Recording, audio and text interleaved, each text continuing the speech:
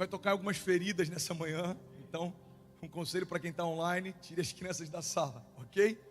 Eu quero falar sobre um tema que, quando a gente vira essa chave, a gente rompe de forma sobrenatural. Mas enquanto não tocamos nesse ponto, a gente não experimenta algumas coisas que Deus tem reservado para nós. Quero falar nessa manhã sobre coerência. Alguém pode repetir isso comigo? Diga: eu preciso de uma fé coerente. Eu preciso de uma jornada de fé coerente. Essa mensagem nasceu de uma conversa com o Leo ontem, no final da noite. Terminei de madrugada essa palavra. Quando eu estava me despedindo aqui, eu falei: cara, vai ser incrível amanhã, vamos incendiar os voluntários, vamos gerar expectativa na igreja. Aí ele falou: a gente tinha que criar uma hashtag com quem está vindo para a igreja, hashtag vai no mercado, mas não vai na igreja. Alguns já pegaram. A hashtag vai na academia, mas não vai na igreja. Você que está aqui, você já passou dessa primeira fase, você está aqui, amém? Eu queria celebrar você que está aqui. Você pode celebrar cada família que está aqui nessa manhã, não porque veio para uma igreja evangélica, mas porque não deixou a desculpa parar você. Eu sei que alguns vão começar a desconectar agora, alguns pontos de audiência vão cair, mas eu queria deixar algo bem claro para você. Você que nos ouve agora, porque além de estar na igreja, tem edificado a sua fé, glória a Deus. Você que nos ouve porque no lugar que você está, no país que você mora, não tem uma igreja que você ainda faz parte, glória a Deus. Mas você que está usando o fato da igreja online, uma desculpa para não ir na igreja, mas não deixou de fazer nenhuma outra coisa na tua vida diária, desculpa, mas é incoerente a fé que você carrega. É incoerente estarmos num ambiente como uma academia, em que está todo mundo com uma temperatura corporal alta. E na igreja, porque você não vem? Pastor, sabe como é? Eu estou evitando um pouco contato. Não, na verdade você precisa evitar desculpas. Porque não é o contato que está te parando, são as suas desculpas que já te pararam, você nem percebeu. Você está comigo? Amém? Talvez não seja para 95% de quem está aqui, mas para alguém vai ser. Então a gente celebra como se não fosse para a gente e está tudo certo. É para alguém que está do meu lado, para mim não é. Amém? É fácil, só para você perceber. Quando uma pessoa quer dizer que não é para ela, ela sempre celebra. Tipo, não é comigo, não é comigo. Então vamos manter esse nível. Eu preciso de pelo menos 30 incendiários comigo. Tem algum incendiário aí, pelo amor de Deus? Eu quero falar sobre coerência, irmão, porque tem muita gente deixando de viver o milagre porque se tornou bom em dar desculpas. Ou você vive milagres, ou você vive desculpas. Ou você vive milagre, ou você vive o seu medo. Ou você vive milagre, ou você vive qualquer outra coisa. Milagre não divide espaço com ninguém. Milagre é Deus fazendo algo impossível. E para isso, o que eu preciso fazer? Eu preciso fazer o possível. Quando eu honro o natural, eu vivo sobrenatural. Só que quando a minha jornada é incoerente, eu nem faço o natural e eu estou esperando que Deus faça o sobrenatural. Eu preguei sobre isso na quinta-feira, o milagre de Lázaro. Jesus para diante do túmulo de Lázaro. Jesus poderia dar uma palavra e aquele túmulo ele ser implodido. Jesus poderia dar uma palavra e aquela pedra sair rolando sozinha, mas ele não fez isso. Jesus para diante do túmulo de Lázaro e ele convida o povo. Cara, pega essa chave em nome de Jesus. Ele convida o povo a participar do milagre que ele iria fazer. Qual é a participação da criação no milagre de Lázaro? Algo que qualquer pessoa conseguiria fazer. Jesus fala: rola a pedra. Depois que o povo rola a pedra, então Jesus fala: Lázaro, vem para fora. Irmão, olha para mim em nome de Jesus. Jesus não rola pedras, Jesus ressuscita mortos. Tem coisas mortas que ainda não ressuscitaram por conta de pedras que você ainda não rolou. E está dizendo: por que Deus ainda não moveu o sobrenatural? Porque você precisa mover o natural. Você precisa crer e mover o natural. Essa igreja não começaria se nós não alugássemos uma sala dentro de coworking e a gente começasse, irmão. Você não estaria aqui se você não colocasse a chave da ignição no teu carro, colocasse as crianças dentro do carro e viesse para cá, mesmo com sono, talvez mesmo cansado, talvez mesmo sem querer vir. Tem momentos que a gente faz mesmo sem querer, mas quando termina a gente fala: ainda bem que eu vim. Alguém já viveu isso em algum momento? Uau, ainda bem que eu vim, Jesus. Alguém pode dizer isso essa manhã? Ainda bem que eu vim, Jesus. Seu casamento não vai acontecer se você não pedir a tua noiva em casamento, não colocar um anel no dedo dela. Mas depois que você casar, o teu casamento não vai se manter se você não cuidar dela, se você não proteger ela, se você não prover sobre ela. Tem muitos casamentos que estão terminando não porque a esposa não ama o marido ou porque o marido não ama uma esposa, mas porque tem muita gente que não sabe nem para onde vai. Irmão, casamento da parte da mulher em relação ao homem é uma submissão. Não é que o homem manda e a mulher faz. Significa que essa família tem uma missão e a mulher coopera com ela. Quando a palavra fala sobre submissão, é a mulher cooperar com a missão que o marido tem. Qual que é a missão que o marido tem? É empoderar os filhos, é abençoar a casa, é prover, é proteger, é guardar, é cuidar. Tem muita gente que está preferindo sair desse casamento. Por quê? Porque mulheres falam para nós, pastores, como eu posso me submeter à missão de alguém que não sabe a missão que tem? Como eu posso cooperar com alguém que não sabe para onde está indo? E aí você fala, é sobrenatural. É o inimigo que está furioso. Não, irmão, é você que não está sabendo governar bem a tua própria casa. Honra o natural, viva o sobrenatural. Real life. Faith is action. Fé é uma ação. Fé é ação. Fé não é romantizar ideias a respeito de Deus. Fé não é uma ideia a respeito de Deus. Fé é ação. Eu lembro de algo que a Madre Teresa falou uma vez, eu já comentei sobre isso tempos atrás. Um repórter foi no leprosário que ela estava, ele ficou impactado com tudo que ele viu, com o cheiro, com as coisas, com as pessoas. E ele disse, eu não faria isso nem por $1 milhão. E ela respondeu, eu também não.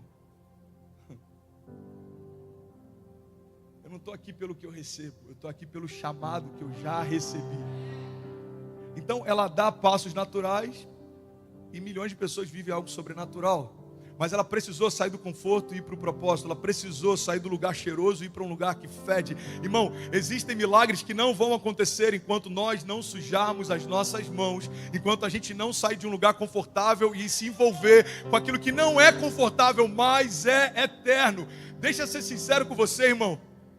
Quantas noites eu já abri mão de descansar para preparar uma mensagem ou para orar por você, para que você tenha um encontro com Deus? Quantas vezes eu já fiquei doente anos atrás, agora eu evito fazer isso, mas já fiquei doente várias vezes anos atrás, porque sai de uma pregação, entra em uma ministração, e entra em um gabinete, e entra numa conferência, e entra num projeto, e entra numa reunião. Mas por que a gente se gasta? Porque existe um valor eterno que dura mais do que tudo aquilo que é passageiro, que é fútil. Mas o sobrenatural só vai acontecer se a gente der passos naturais. Não dá para esperar que Deus te use na palavra se a palavra nunca está aberta diante de você. Não dá para esperar céus abertos se a palavra continua fechada. Não dá para esperar que os nossos filhos sejam apaixonados por Jesus se eles não veem essa paixão nos movendo a servir, por exemplo. Eu quero que meu filho seja apaixonado por Jesus. O teu filho já te viu servindo pessoas porque ama Jesus? Então, o que faz você imaginar que o teu filho vai querer ser um voluntário, apaixonado, envolvido, se ele ainda não viu isso em você? Coerência na jornada de fé. E eu não estou aqui para dizer que eu sou o dono da verdade. A espada que corta aí já me cortou aqui, amém? Amém? Eu só estou aqui para despertar você. Esse é o meu papel como pastor dessa casa. Coerência. Engraçado que toda essa mensagem, eu não consegui entrar nela, vamos ver se eu consigo, se não conseguir ficar para o culto da noite. Mas tudo isso nasceu por uma fala. Pessoas não vão para a igreja, mas vão para a academia. Pessoas não voltaram ainda para a igreja, mas já voltaram para o trabalho. Pastor, você sabe como é que é? Eu preciso pagar as contas. Eu sei, e você também não precisa ficar de pé? Porque se você só paga as contas, mas não se enche, você é um sobrevivente, irmão. Deus não te chamou para sobreviver, Deus chamou você para governar. Pastor, você está falando para eu ser um delinquente? Então não, tem várias pessoas aqui de máscara, distanciamento, a gente higienizou tudo antes. O que eu estou dizendo é que se isso aqui para você é um risco, desculpa, irmão, mas 99% do que você faz e posta nos teus stories são um risco também. Pastor, eu sou do grupo de risco. Ok, você não sai de casa para nada? Não, então por favor, não saia para a igreja. Eu não estou te convidando a viver uma fé irracional que negligencia as coisas. Agora, se a igreja é o único lugar que para você oferece risco, tem alguma coisa errada na tua jornada de fé. O pastor está falando isso porque ele deve estar preocupado, a igreja está vazia. Não, estou preocupado não com o que a gente está vendo agora, com os frutos que a gente vai colher daqui a 10 anos. Nós estamos semeando em tempos difíceis. Gênesis 26:12, Isaac, no tempo da seca, no meio do deserto, em terra árida, semeou e colheu ainda aquele ano 100 vezes mais do que tudo que plantou. Irmão, pega essa chave em nome de Jesus. Sementes liberadas em tempos fáceis geram frutos incríveis. Sementes geradas em tempos difíceis geram frutos impossíveis. Você semeia num tempo que era impossível semear, você crê no tempo que era impossível crer, você vai frutificar no tempo que era impossível frutificar. Por quê? Porque a gente se moveu de forma natural, crendo no sobrenatural. E ele acontece. Tem alguém que está comigo aqui, pelo amor de Deus, diga amém. Eu creio, eu recebo. Eu quero chacoalhar você para essa realidade, irmão. Amém, pastor, já entendi, eu não vou perder um culto. Não. Vai muito além de bater cartão numa igreja evangélica. Eu estou falando do teu chamado também. Irmão, olha para mim. Você foi gerado por Deus para construir algo eterno, algo que dura, algo que tem valor, algo que vai além de você, algo que toca pessoas, algo que libera destinos. Existe uma dor em você que está diretamente conectada ao chamado que Deus te deu. Você sente uma dor quando pensa em crianças sendo abusadas. Todos nós sentimos, mas se você sente isso de uma forma ainda mais latente, cara, lute por isso, construa algo em torno disso. Você sente uma dor quando você pensa na ideia de que existe alguém com o estômago ardendo e não pode comer, então seja a mão que alimenta quem precisa de comida. Você sente algo te consome quando você vê alguém pregando algo que não tem nada a ver com a palavra, pessoas que pregam heresias. Então, irmão, se consuma pela palavra, seja alguém zeloso por ela, seja um mestre, ajude a edificar igrejas, oferte seminários para alguém. Eu não posso pregar, eu não tenho chamado, então pega um jovem que tem e fala: ei, nada vai faltar na construção da tua jornada de fé, eu vou bancar o teu seminário, eu vou abençoar você. Irmão, seja de forma natural alguém que libera o sobrenatural. Deus nos chamou para sermos provedores, não pedintes. Não é para mim. A gente tem que mudar essa mentalidade. Quem você é? Eu sou o provedor. E essa é a loucura desse entendimento. Mas eu só tenho para prover porque Deus proveu. Ou seja, eu sei que eu preciso dar, mas eu sei quem me deu primeiro. Eu sei que eu preciso fazer, mas eu sei quem fez em mim primeiro. Eu sei que eu preciso tocar, mas eu sei quem me tocou primeiro. Irmão, pessoas curadas curam pessoas. Pessoas saradas saram pessoas. Pessoas libertas libertam pessoas. Pessoas bem resolvidas ajudam pessoas. Mas pessoas feridas ferem pessoas. Pessoas frustradas frustram pessoas. Pessoas limitadas limitam pessoas. Aquilo que a gente tem que parar nessa manhã e entender é: ei, eu preciso ter uma jornada de fé que tem coerência. Eu quero que Deus me use, então eu tenho que me alegrar quando Deus usa alguém. Eu quero que Deus me empodere, então eu tenho que celebrar quando Deus empodera alguém. Eu quero que Deus me prospere, então eu tenho que fazer parte da construção da prosperidade de alguém. Eu preciso me mover de forma natural, para que a minha fé não seja só ideológica. Alguém está comigo ainda? Diga amém. Uma das coisas que mais tem sido debatido nesses últimos, 3, 4 anos, sobre essa questão de esquerda, direita, centro-esquerda, centro-direita, no Brasil está extremamente polarizado agora. E eu não vou tomar partido ideológico, eu não vou falar sobre nada disso, mas tem um termo que me chama a atenção, que são os esquerdistas de iPhone, alguma coisa do tipo, você já deve ter ouvido. O que é isso? É a incoerência de alguém que fala sobre uma ideologia comunista, mas que usa Rolex, iPhone, quando ninguém vê. Come em boteco em meio a campanhas políticas, mas está em aviões particulares e resorts, quando ninguém vê. Tem problema ter um Rolex? Não, eu sonho com um dia eu vou ter. Alguém pode dizer amém? Você, se gosta, pode ter também, irmão. O problema é se eu falo contra, mas desejo no meu íntimo. A hipocrisia é quando eu falo para você não fazer algo que eu faço, quando eu falo para você fazer algo que eu não faço. A hipocrisia tá, irmão, quando eu assumo um discurso, mas na realidade eu assumo outro papel. Algo que eu aprendi alguns anos atrás no Rio, eu queria compartilhar com você, é que o nosso discurso convence, mas o nosso exemplo arrasta. Então eu não posso falar sobre honrar o natural se eu não honro também. Não há nenhuma parede nessa igreja que eu não tenha ajudado a pintar. Não há nenhuma parte desse palco que eu não tenha ajudado a parafusar. Não há nenhuma conta dessa igreja que eu não tenha me envolvido para conseguir recursos e ajudar a pagar. Não há nada natural que eu não tenha me envolvido. E por isso eu tenho alegria em saber que de alguma forma sobrenatural Deus também tem me usado. É porque eu posso? Não. É porque Ele quis fazer, irmão. Eu só não quero atrapalhar o que Ele está fazendo. Faz sentido para alguém? O que é coerência? Coerência é entender que uma coisa não precisa anular a outra. Coerência é entender que se eu celebro o poder da oração, não significa que eu posso me ausentar do poder das ações. E vice-versa, se eu celebro o poder das ações, eu não posso negligenciar o poder da oração. Tem algo que eu posso falar em outro momento, eu não vou entrar muito nesse ponto agora, mas na história de Neemias, a Bíblia diz o seguinte: quando Neemias começou a sentir a dor pelo povo dele, a Bíblia diz que então ele senta e chora. Depois ele ora.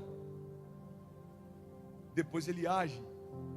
Eu vi algo do pastor Craig Rochelle que eu achei maravilhoso. Ele disse: sente-se para chorar, ajoelhe-se para orar, agora levanta e age.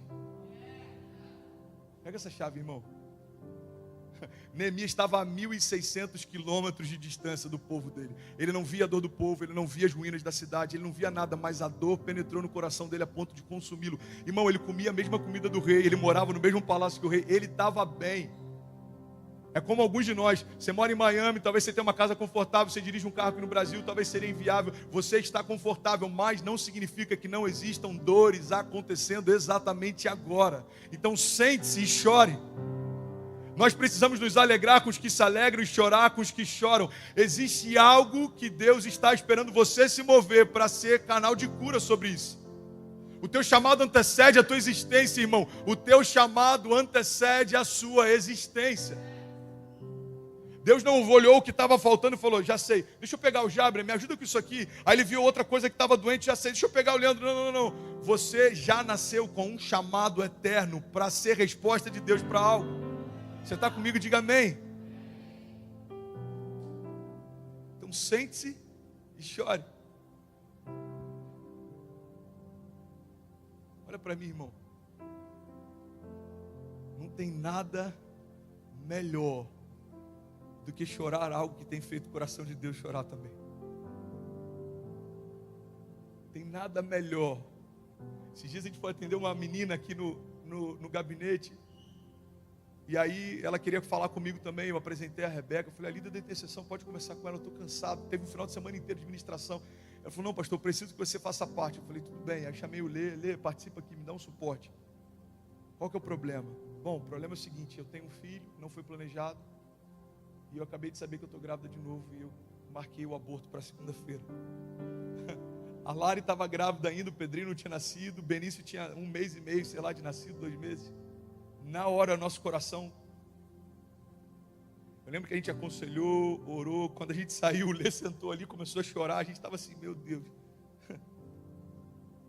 A gente está de fato tocando pessoas, talvez momentos antes dela tomarem uma decisão que podem se arrepender para sempre. Algumas pessoas perguntam: André, eu sempre vejo você pregando com essa paixão, qual que é o segredo? Irmão, o segredo é uma chave que Deus virou alguns anos atrás, é o entendimento de que alguém aqui, ou em meio dessas 3.600 casas, pode estar ouvindo falar de Jesus pela primeira vez, ou pode estar ouvindo falar dele pela última vez. É decisivo. Então quando você ouve algo como esse, você chora por isso, você está dizendo: Pai, eu me importo com aquilo que você se importa também. Isso me incomoda também, isso me entristece também. Agora, não dá só para ficar chorando pelo que está acontecendo de ruim, porque o teu choro, irmão, ele é natural, ele é necessário. Mas se você não secar o teu rosto e começar a fazer algo, você não vai mudar nada. Qual que é a segunda parte então, André? Eu preciso me levantar e fazer? Não. Você precisa se encher de Deus. Sente e chore. Se ajoelhe e ore. Jesus, irmão, ele dá o comissionamento para os discípulos. Vocês estão comigo? Alguém está em sinal de Deus? Eu sinto uma atmosfera de temor nessa manhã tão poderosa.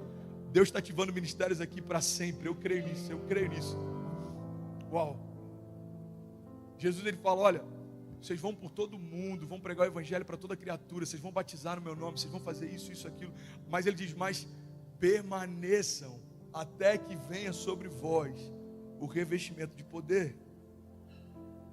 Irmão, em outras palavras, Jesus está falando, ei, vocês vão falar de mim para todo mundo, está tudo certo, fique em paz, mas não fala de mim sem antes ser cheio de mim. Ele fala, vocês vão, mas permaneçam até que.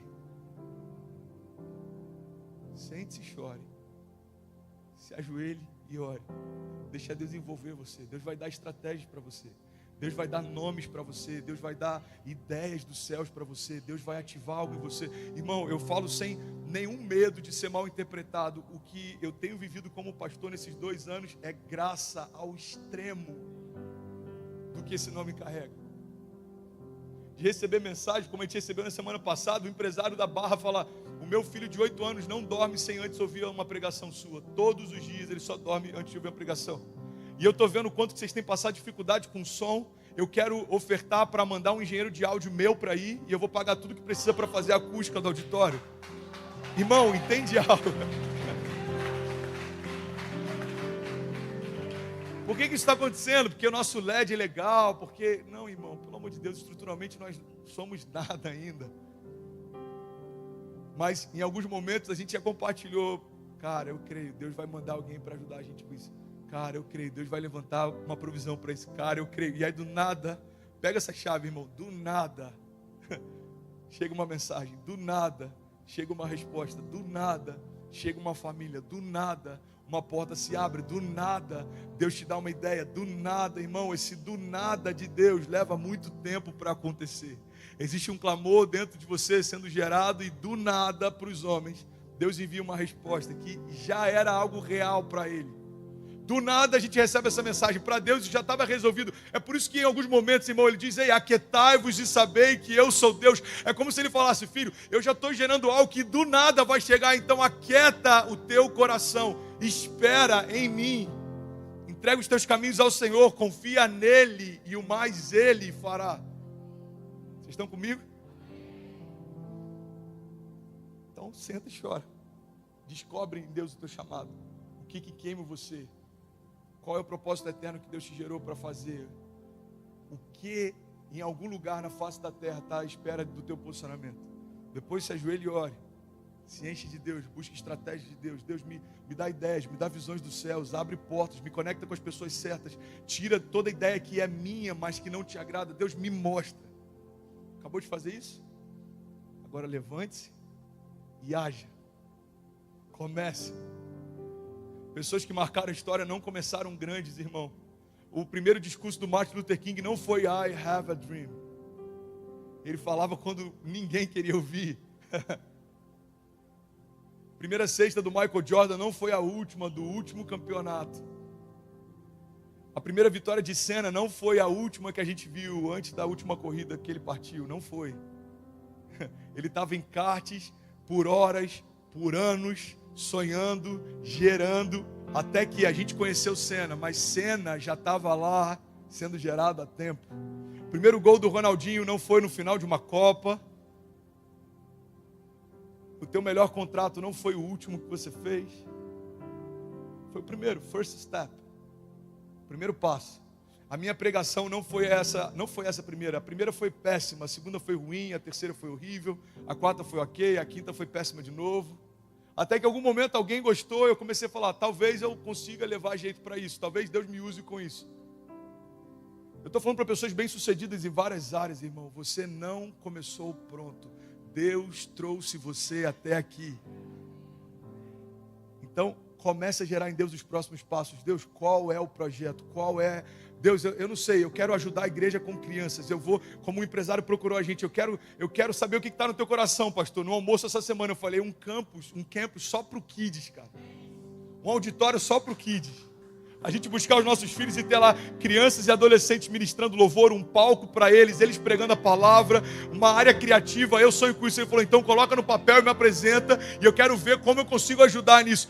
Irmão, já comecei a procurar o espaço, a gente já fez uma aplicação, a gente já está, ou seja, eu preciso sentir uma dor em Deus, eu preciso buscar uma direção em Deus, e eu preciso agir. Move, faith is action.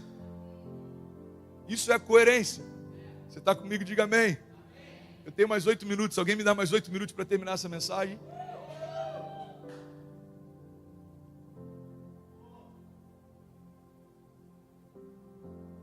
Uau.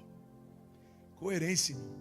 Tem uma história que diz que uma vez foram perguntar para um sábio o que era mais importante na jornada de fé: tempo de oração ou tempo de leitura da palavra?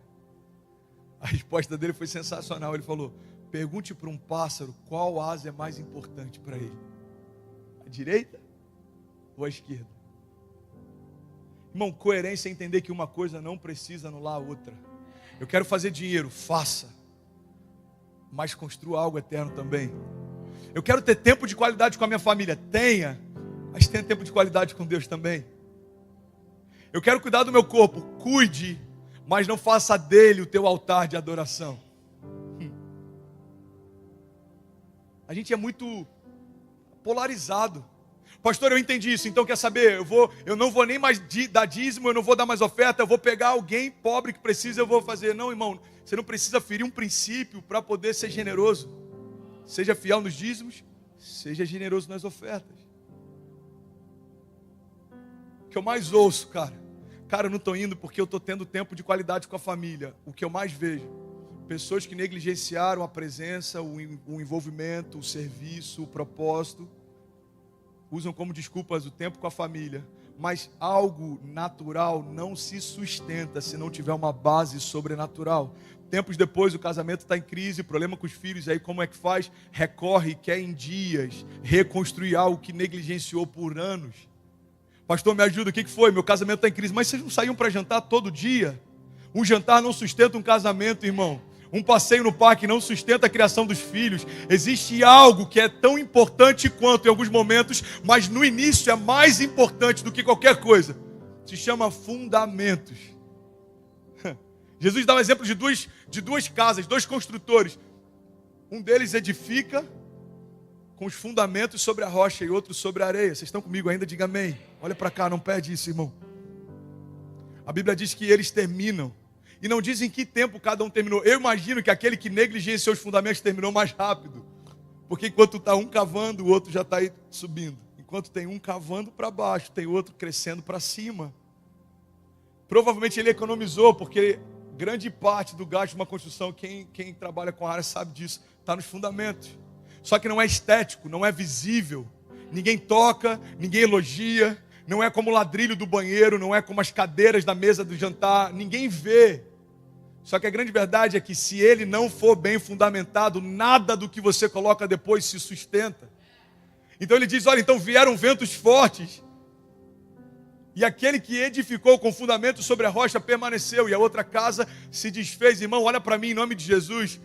Não importa como começa, mas é como termina que importa. Às vezes a gente está indo rápido, a gente está feliz porque está construindo, edificando, ganhando dinheiro, e a gente está passeando. Ei, mas é como termina que conta. A gente precisa construir a nossa casa, a nossa jornada de fé com base firmada em fundamentos eternos. Eu ganho dinheiro sim, mas o meu coração é quem tem dinheiro. O dinheiro não me tem.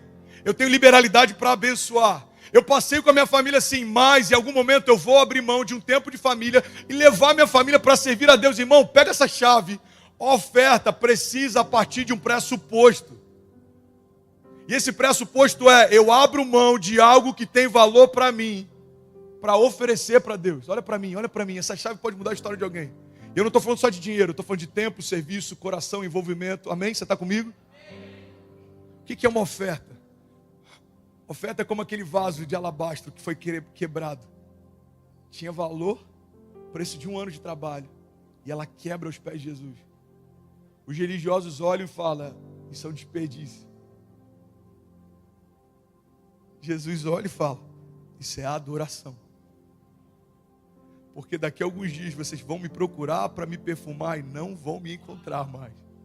A Bíblia diz que dias depois, Jesus foi morto, sepultado. Mulheres vão com perfumes. Eu tive lá, irmão. Mulheres vão com perfumes e quando chegam lá, o túmulo está vazio. Então os anjos falam: por que procuram entre os mortos aquele que vive? Elas fizeram a coisa certa, mas no tempo errado. Jesus não estava mais lá. A questão não é só sobre o que a gente faz, irmão, mas é como a gente faz, em que momento a gente faz. Pastor, eu só quero me envolver com a faculdade, quando eu terminar o college eu quero casar, depois que eu casar eu vou construir minha casa, depois eu vou me envolver. Irmão, a palavra diz, não diga amanhã faremos, amanhã compraremos, porque você não tem um amanhã, Deus te deu o hoje. Então diga, se Deus permitir, amanhã faremos, se Deus permitir, amanhã compraremos, se Deus permitir. Você está comigo ainda? Diga amém. Então olha que louco isso, irmão. Isso é muito poderoso. Os hipócritas daquela casa, que tinham muito mais do que aquela mulher, disseram, isso é um desperdício. Por quê? Porque o coração dele estava só naquilo. A Bíblia diz, aonde está o teu tesouro, ali estará o teu coração. Irmão, eu acredito que talvez em algum armário da casa daquele cara, existiam inúmeros outros frascos de perfume, como o dela.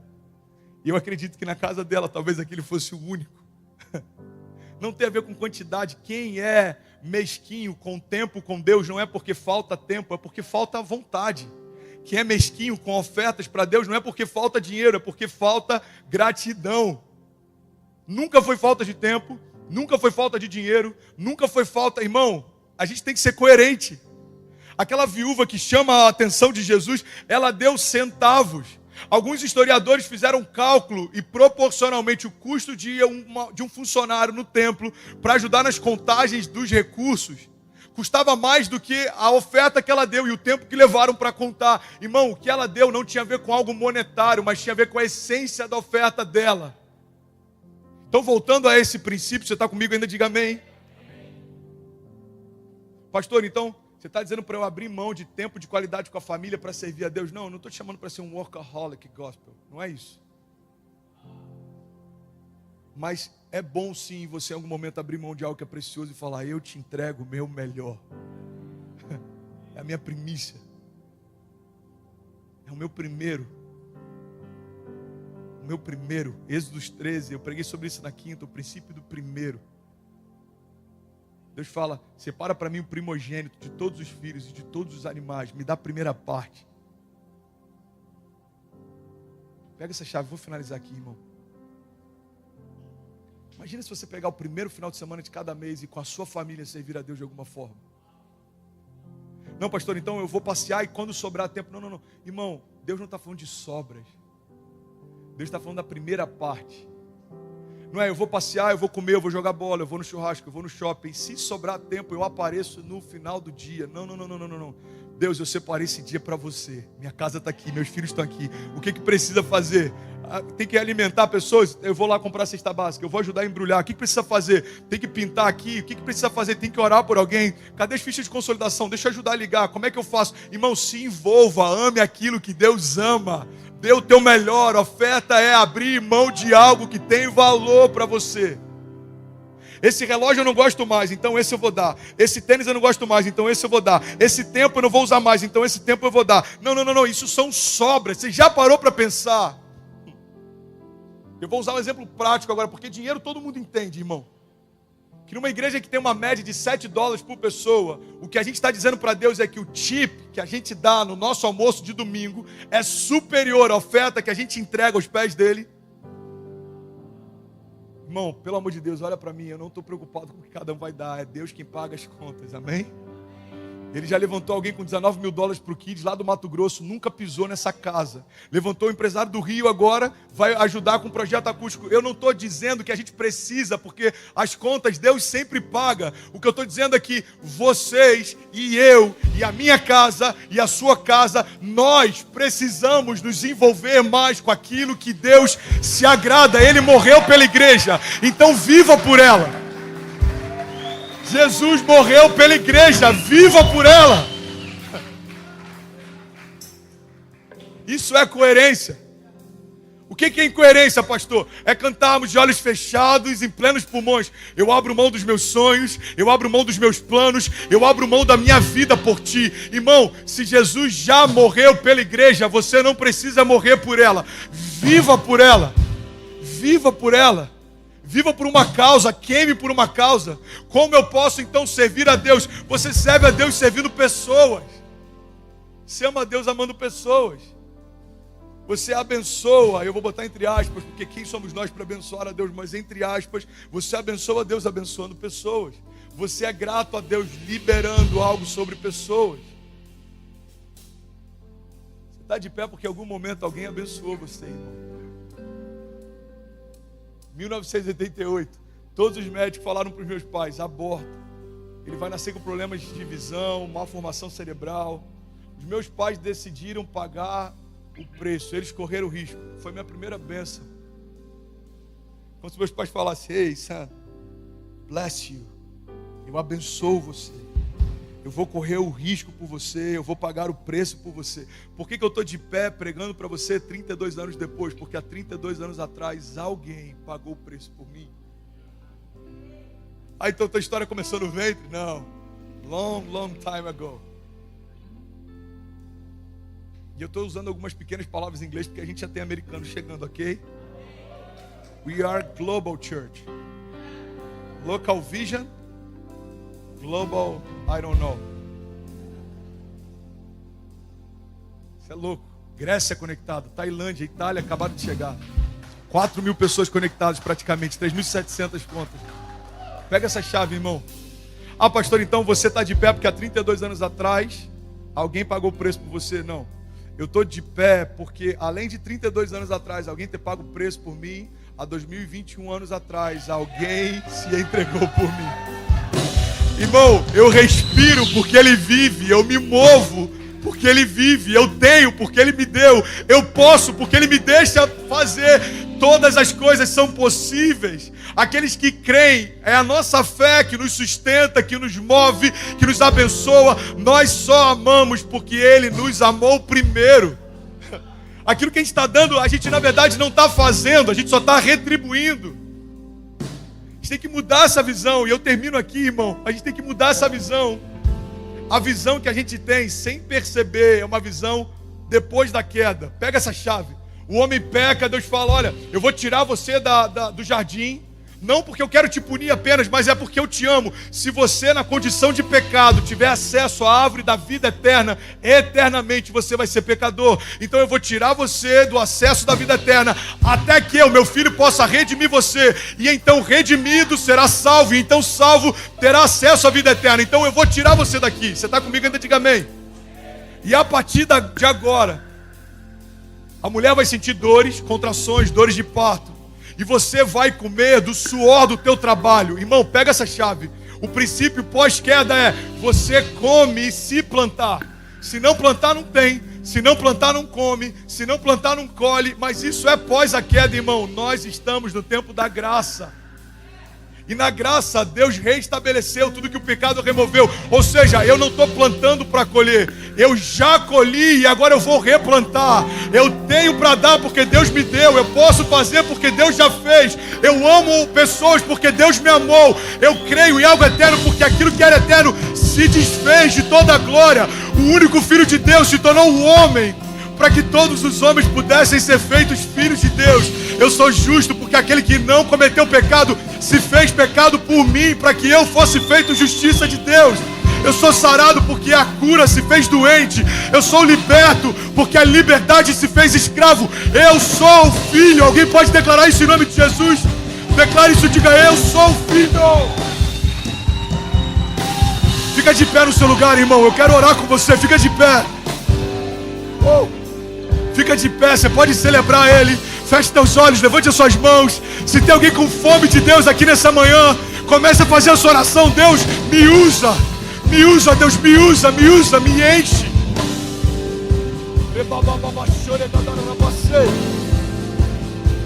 Me usa, Jesus. Usa-nos, Deus, aviva-nos, Deus, aviva-nos, aviva-nos.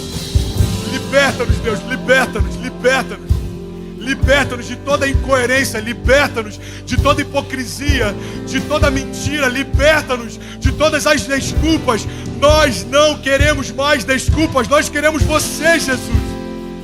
Nós queremos você, Jesus. Muda a nossa semana, Pai, muda a nossa casa, muda a nossa vida, transforma os nossos pensamentos, lava o nosso coração, Jesus, lava o nosso coração, Jesus. Feche teus olhos, irmão. Feche teus olhos. Eu sinto uma ativação de Deus. Deus ativando chamados, Deus ativando ministérios, Deus trazendo de dentro para fora quem você realmente é, o que Deus te chamou para fazer. Você pode todas as coisas nele. Tudo é possível ao que crê. Seja livre, seja livre, seja livre. Deus ativa o dom que depositou em nós. Ativa o dom que nós carregamos, Deus. Ativa-nos, Deus. Ativa-nos, ativa-nos. Bill Johnson diz que a fé, a dinâmica da fé, é como a gente se apossar das realidades do reino de Deus e colidir violentamente com as realidades ao nosso redor, Zé. Porque um reino inferior não se sustenta. Não tem doenças no reino do meu pai, eu não aceito doenças na minha casa também. Não existe escassez no reino do meu pai, eu não aceito escassez na minha casa também. Não significa negligenciar as realidades naturais, significa trazer à existência uma realidade superior. Você lembra do milagre da viúva? A Bíblia diz que ela recolheu vasilhas, muitas, não poucas. E à medida que as vasilhas vazias eram colocadas, o óleo continuava escorrendo. Mas quando a vasilha acabou, o óleo parou de escorrer. Irmão, guarda isso aqui. A Bíblia não diz que o óleo acabou. A Bíblia diz que o óleo parou de escorrer. Porque todo recurso que vem dos céus, ele não acaba, mas ele para. Vou falar isso de novo e alguém vai pegar isso daqui. Ou vocês estão recebendo demais hoje, ou está difícil demais hoje. Eu não sei para que lugar a gente está indo, mas eu estou feliz com aquilo que Jesus está ministrando aqui. Eu estou feliz com aquilo que Deus está fazendo aqui. Você está comigo ainda? O recurso que vem dos céus, ele não acaba. Porque se acabasse, precisaríamos aceitar a ideia de que o reino de Deus é um reino limitado. É um reino finito. Tem recursos não renováveis. Mas não é isso que a palavra de Deus diz. O reino de Deus é um reino inabalável, inesgotável, ilimitado. Então, se em algum momento, pega isso aqui com muito temor e guarda com amor no seu coração. Se em algum momento as sementes que Deus me dava para semear, Ele não tem me dado mais, significa que existe algo que eu fiz que gerou um impedimento daquilo que Deus queria continuar a fazer. Não significa que acabaram as sementes do celeiro de Deus. Significa que talvez eu não tenha sido encontrado como um bom semeador. A Bíblia diz que Ele dá a semente ao que semeia. É uma condicional. Deus dá sementes aos que semeiam. Sabe, se o óleo parou de escorrer em algum momento, eu preciso reavaliar. Será que as estruturas que eu preparei para receber o novo de Deus não chegaram no limite do seu potencial? Porque é você quem limita o quanto de Deus você quer. Você quer um exemplo? A Bíblia diz que a fé vem por ouvir e ouvir a palavra de Deus. Se existe falta de fé ou se existe pouca fé, o único responsável pela medida de fé que eu carrego sou eu. Porque só quem pode parar, fechar a porta do quarto e me alimentar da palavra de Deus sou eu. Quanto mais eu me exponho à presença e à palavra, mais porção de fé eu recebo. Você quer um exemplo? Quantidade de dons e talentos. Pastor, Deus me deu poucos dons e talentos. É verdade, isso pode acontecer, porque se a Bíblia diz que o Senhor deu talentos a alguns em medidas diferentes, você pode ter começado a jornada com menos talentos, mas a Bíblia diz que o Senhor mede e Ele acrescenta àqueles que são fiéis ao que receberam uma medida maior do que receberam inicialmente. E o Senhor recolhe daqueles que receberam e não fizeram nada com o que receberam, e Ele atribui àqueles que estão zelando pelo que receberam uma medida ainda maior. Ou seja, quem é zeloso com o que Deus deu, recebe mais de Deus. Quem não é zeloso, até o pouco que recebeu pode ser retirado. Preciso de sabedoria, pastor. A Bíblia diz: Deus dá a sabedoria livremente àqueles que pedem. Mas sabe o que é interessante? Eu falei sobre isso semana passada, eu quero repetir aqui. Tem pessoas aqui que têm 3 especializações e continuam usando a desculpa que não tem tempo para ler 4 evangelhos. Vai ser muito frustrante você chegar nos céus e ser PhD, ter MBA, você ser expert em algo e você não ter lido 4 evangelhos e entender a base do reino de Deus. Nos tornamos especialistas de coisas que duram décadas. Não conhecemos o básico daquilo que dura para sempre. Nos tornamos especialistas em coisas que acreditamos que são de longo prazo. Se você está comigo? Investimento de longo prazo. O maior investimento de longo prazo que você pode fazer, irmão, é a vida eterna. O galardão e a salvação ecoam na eternidade. Não duram 20 anos, 50 anos, 60 anos, não. Eles duram para sempre, porque o reino de Deus, ele é inesgotável. Alguém comigo aqui nessa manhã?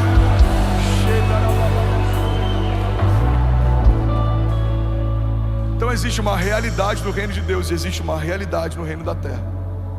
O homem natural não consegue discernir as coisas espirituais, mas o homem espiritual não pode mais viver olhando só para as coisas naturais. É como alguém que foi feito para caminhar e decidiu rastejar. Você adquiriu a qualidade de andar de pé. Não volte para o lugar que Deus te tirou. É como alguém que acendeu a luz e consegue enxergar os detalhes. Não apague a luz que Deus estabeleceu sobre os lugares por onde você caminha. Lâmpada para os meus pés e luz para o meu caminho, a tua palavra, Senhor. Mas a luz, ela não fala. Quando a gente acendeu essas luzes aqui, as luzes, elas não falam para mim: André, você tem 6 passos até o final do palco, você tem 4 passos até o degrau do palco, você tem 8 passos até o púlpito. Não, a luz, ela não fala, mas ela revela o caminho. Então quando a luz de Deus invade a tua realidade natural, tudo que estava em trevas agora está em luz. Você vai discernir. Pastor, eu me converti, parece que tudo piorou lá na empresa, eu estou vendo cada coisa. Não, irmão, isso é o que já existia, agora você consegue ver. Pastor, meu casamento está em crise, antes estava tudo bem. Não estava tudo bem, mas agora você consegue ver. Pastor, 2 sócios saíram da empresa, um me traiu. Não, eles já estavam fora, ele já estava te traindo, agora você consegue ver. Irmão, então não volte para o lugar que Deus te tirou. A luz dissipa as trevas. A luz dissipa as trevas. Alguém comigo aqui? A Bíblia diz: se seus olhos forem bons, todo o teu corpo terá luz. Mas se os seus olhos forem maus, quão profundas trevas estará. Ou seja, a perspectiva pela qual eu vejo as coisas ao meu redor define como está o meu interior. Se eu consigo ver realidades superiores, eu não me abato, independente e apesar das realidades que me cercam. Pastor, é fácil? Não, se fosse fácil estava todo mundo aqui levitando. Mas é possível, está disponível e esse é o plano. Se você perguntar qual o propósito de Deus a partir da nova aliança, nos trazer de volta para esse lugar de imagem e semelhança, e a partir desse lugar governarmos com Ele na terra, até o dia em que estaremos junto com Ele na glória. Então você precisa conhecer a realidade do reino que você faz parte. Como você pode representar um reino que você não conhece? O Hira está aqui, ele foi para o Japão mês passado, ficou 1 mês lá, foi em busca das... Como é que é o nome? Cerejeiras, eu ia falar laranjeiras. Ele falou: pastor, a gente faz um caminho em busca das cerejeiras. É 1 semana só que elas florescem, depois as folhas caem. E tem japoneses do mundo inteiro que vão para a sua terra natal para viver esse momento. Irmão, ele pode falar de um lugar que ele foi gerado. Eu não sei como é, eu não sei como funciona, eu não sei o cheiro que tem, eu não sei os caminhos. Então entende algo: como podemos apresentar um reino que não conhecemos as realidades dele? John Stott diz que o motivo pelo qual o nosso evangelismo fracassa muitas vezes é porque não parecemos com Cristo que professamos. A gente fala que o problema da igreja são os pastores, os líderes, o mau testemunho. Não. O problema da igreja muitas vezes está sendo a própria igreja. Porque na empresa que você trabalha, você fala para todo mundo: Jesus é suficiente, mas quando vem uma má notícia, a gente desaba. A gente fala para todo mundo que está doente: Jesus cura, mas quando a doença é na nossa casa, a gente desanima na fé. A gente fala para todo mundo: Jesus é suficiente, Ele vai te manter de pé, mas quando as tempestades batem no nosso casamento, tem muita gente que desvia. Irmão, guarda isso aqui: nem todo deserto altera o nosso caráter, mas todo deserto revela Ele. Tem desertos que a gente percebeu que a gente não estava tão firmado assim, a gente não cria tanto assim, a gente não estava tão fortalecido assim. Então guarda isso aqui em nome de Jesus: o Evangelho que você vai apresentar é a mesma medida de evangelho que você conheceu. O reino que você vai representar é a mesma medida de reino que você conheceu. Então você não pode falar de um reino que você não conhece. Você precisa viver as realidades do reino de Deus. E no reino de Deus, cura, sinais e maravilhas acontecem naturalmente. Tem muita gente morrendo para conquistar riquezas. No reino de Deus, Ele usou as riquezas da terra para pavimentar as ruas dos céus. As ruas são como de ouro, irmão. Aquilo que homens morreram tentando conquistar, Deus usou para pavimentação. Deus está dizendo: não há nada que aos seus olhos brilhe na terra que seja superior às realidades do reino dos céus, porque o meu reino é o reino de paz, justiça e alegria. Ele é inabalável, Ele é invencível. Vamos, alguém comigo aqui? Ele é ilimitado, Ele é eterno. Existe uma diferença abismal entre o reino de Deus e o reino da terra. A Bíblia diz, olha que poderoso isso aqui, irmão. No ano em que morreu o rei Uzias, eu vi o Senhor assentado no alto sublime trono. O profeta está dizendo que no ano em que o rei morreu, Deus deu para ele uma revelação da sala do trono. E a Bíblia diz que quando o profeta se aproxima da sala do trono de Deus, ele tem medo. Ele fala: Senhor, ai de mim, que sou homem impuro e habito em meio a homens de impuros lábios. Então um dos anjos vai, pega uma brasa do altar, toca os lábios dele, e ele permanece naquele lugar. E ele tem uma visão naquele lugar. Enquanto os olhares dele viam pecado e impureza, os anjos em torno do trono de Deus, que olhavam de cima para baixo, diziam: Santo, Santo, Santo é o Senhor dos exércitos, e toda a terra está cheia da glória de Deus. Vamos declarar isso nessa manhã. Levante suas mãos e diga: Santo, Santo, Santo é o Senhor dos exércitos, e toda a terra está cheia da glória de Deus. Vamos, só a igreja, só as vozes. Declare: Santo.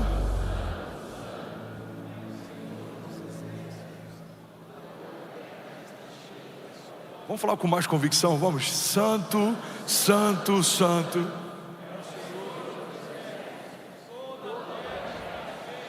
Cheia da glória de Deus.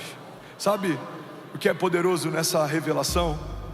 É que o profeta que veio da terra, quando olha da terra para os céus, ele fala: Senhor, ai de mim, a terra está em meio a pecado, impureza, meus lábios são impuros, o meu povo é impuro.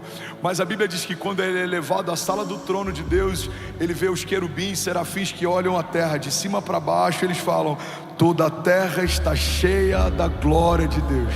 Irmão, se você olhar a sua empresa da terra para os céus, você vai ver problema, escassez, portas fechadas.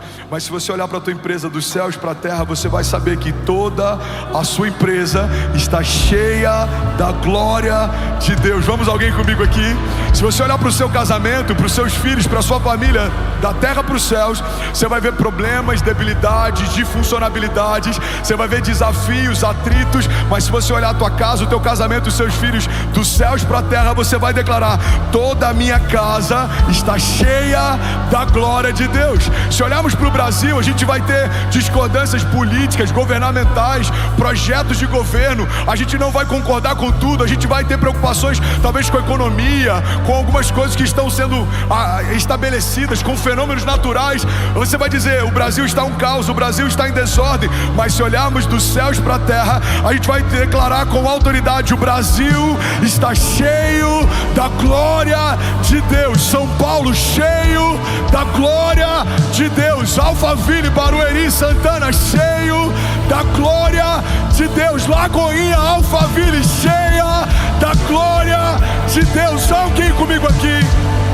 Aleluia, aleluia, aleluia. Ainda bem que eu vi Jesus. Alguns que caminham perto me acham otimista, alguns me acham visionário, alguns me acham ousado. Na verdade, eu só escolhi ver as coisas por uma perspectiva diferente. Eu não tenho uma visão extraordinária de ministério, nada muito diferente do que a gente já viu muita gente fazer. Eu não tenho uma fé mais ousada do que muita gente que você conhece.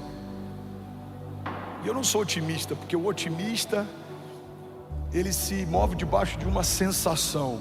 Ele não sabe explicar o porquê, mas ele acredita que vai dar certo. Não, eu escolhi ver as coisas pela perspectiva de Deus. As coisas estão indo mal, vai ficar tudo bem. Deus continua soberano, Ele está no seu trono, governa de geração em geração. Me tirou do leito em 2018, 17, me poupou no ventre da minha mãe em 1988, quando os médicos queriam que ela abortasse. Vai ficar tudo bem, Ele me livrou no passado, vai livrar de novo. Ele cuidou de mim no passado, vai cuidar de novo. Quando a gente pensa em avanço da igreja, irmão, a igreja é dele. A única preocupação que eu tenho que ter é de ouvir o que ele está falando e estar debaixo da agenda que ele tem para a sua igreja. Porque se o projeto é dele, a igreja é dele, a agenda é dele, ele não vai deixar faltar recursos para aquilo que ele mesmo começou. Ele é fiel para concluir aquilo que começou. Ele não é homem para que minta, ele não é filho do homem para que se arrependa. Acaso Deus geraria em nós alguma expectativa que ele não tem o intuito de cumprir? Então qual que tem que ser o temor do homem de Deus? Estar ouvindo a Deus. Se você ouviu uma palavra de Deus, você não vai temer, mesmo que você ande pelo vale da sombra da morte. Mal nenhum eu temerei, porque tu, Senhor, estás comigo. Se você me perguntar qual que é o seu medo, André, eu boto medo entre aspas. Qual que é a sua preocupação? Qual que é a sua angústia? O que te consome? Eu preciso estar ouvindo direito. Porque à medida que aumenta a tua influência, o teu alcance, a força da tua liderança, o tamanho da sua igreja, se em algum momento eu ouço errado, muita gente pode estar caminhando errado. Porque o líder recebe essa graça de contagiar quem lidera com visão. E é por isso que um líder precisa estar debaixo de discernimento, obediência e uma direção clara de Deus. Senão a gente pode estar correndo para lugar nenhum. Lembra do povo no deserto? 40 anos em círculos. A sua casa, você que é homem, sua casa está debaixo do seu governo. Pastor, não há governo lá. A omissão já é uma posição. Os seus filhos estão debaixo do teu governo. Você que é empresário, a tua empresa está debaixo do teu governo, da tua liderança. Então o que a gente precisa? Se manter nesse lugar de dependência. Se o Senhor não fizer, eu não faço. Se o Senhor não falar, eu não falo. Se o Senhor não pedir, eu não dou. Se o Senhor me pedir, eu entrego. O salmista, ele fala algo que eu amo, esse salmo. Davi, ele diz: eu não dormirei e as minhas pálpebras não descansarão até que a presença de Deus volte à cidade. Lembra quando o faraó dá governo a José?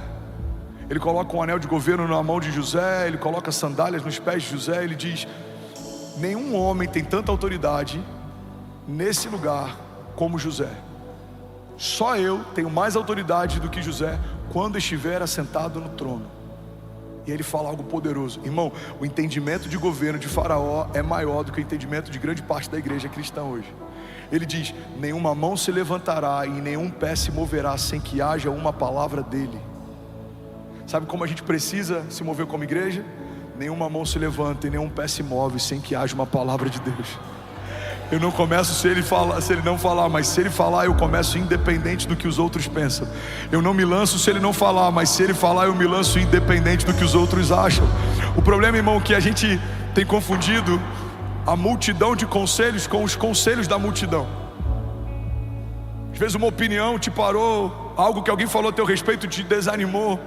Irmão, se eu fosse me mover pela palavra e pela opinião de homens, eu teria parado lá atrás.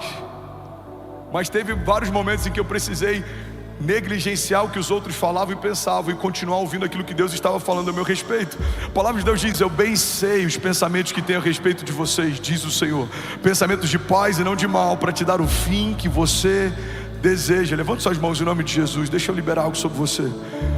Feche seus olhos. Eu profetizo que você ainda esse ano vai caminhar debaixo de um temor, uma medida de tremor ainda maior do que você já caminhou até aqui. Seus pés não vão vacilar, você não vai se frustrar, você não vai correr atrás de coisas que não são de Deus, você não vai forçar portas que não são para você, você não vai entrar em sociedades que não alegram o coração de Deus. Deus vai te dar discernimento para discernir tempos e estações, para discernir motivações, para discernir corações. A Bíblia diz que o sábio a todos discerne, mas por ninguém é discernido. Você vai ser assim, você vai discernir lugares, ambientes, reuniões. Você não vai se mover por oportunidades, você não é um oportunista, você é um filho de Deus.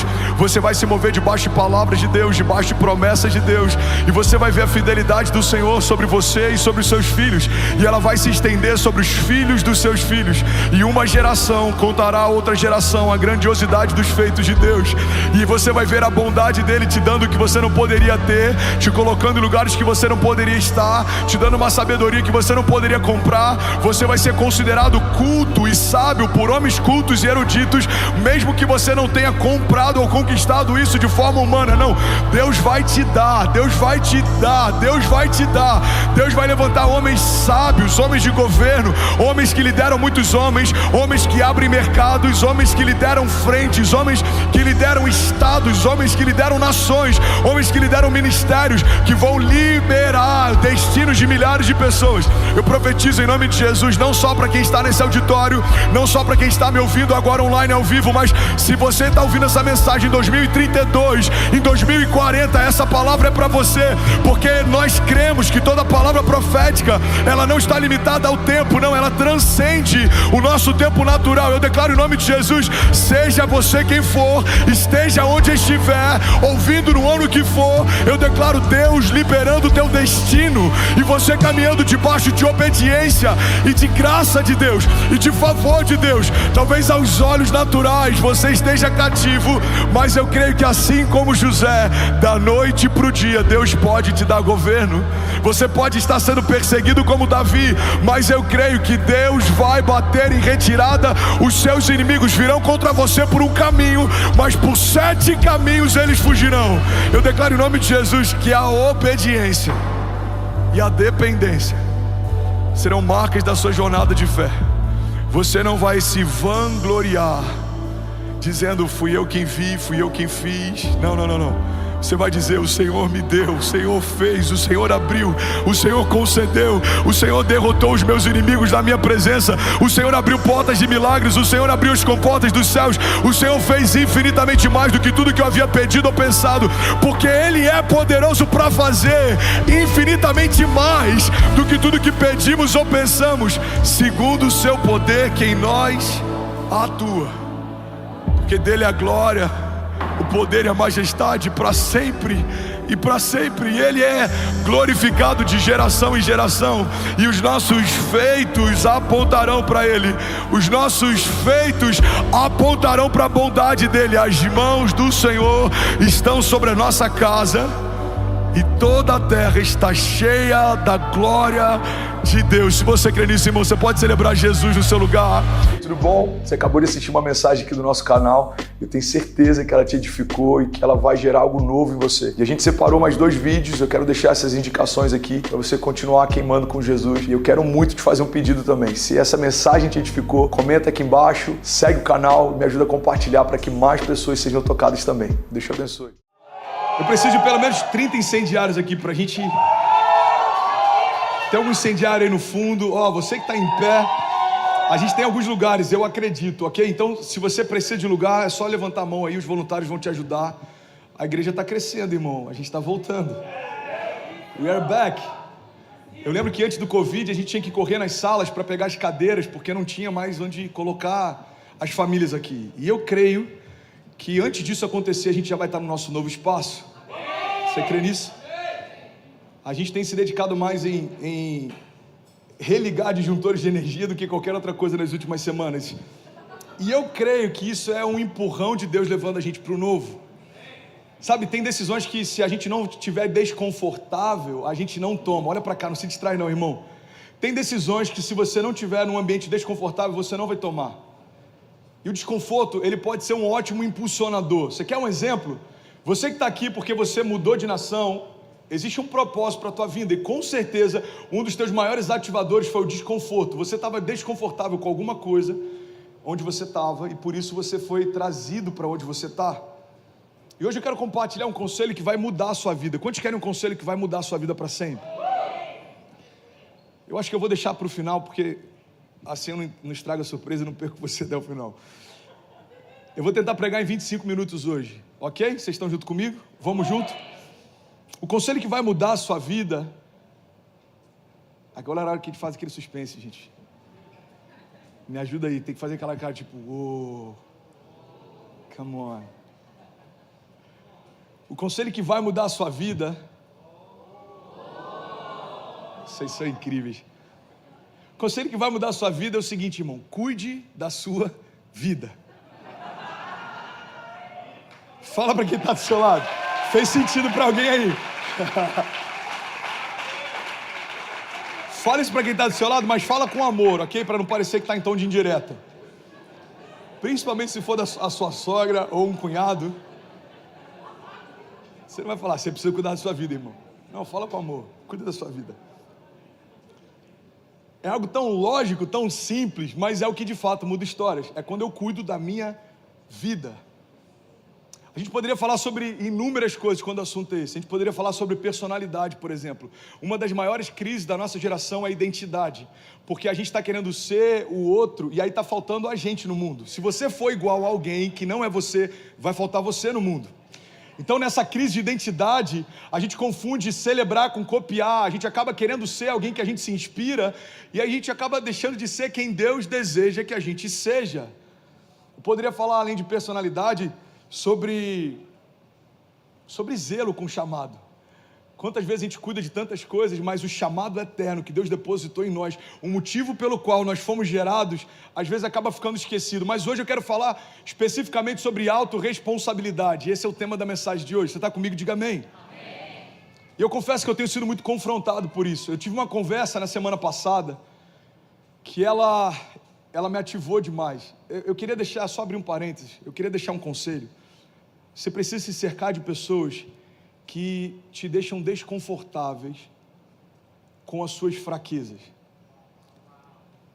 Se você buscar conselheiros que respeitam demais os seus limites, você nunca vai sair do lugar.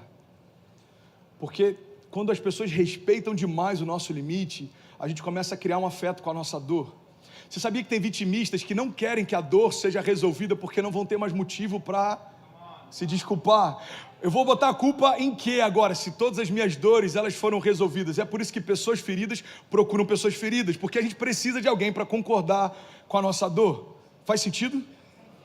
Então a gente precisa se cercar de conselheiros que nos impulsionam a romper com aquilo que antes nos limitava. Eu quero falar sobre algo que me chamou a atenção. Eu não sei se você já ouviu falar, mas existe um sistema por trás de todo esse mecanismo online que se chama algoritmo. Alguém já ouviu falar de algoritmo?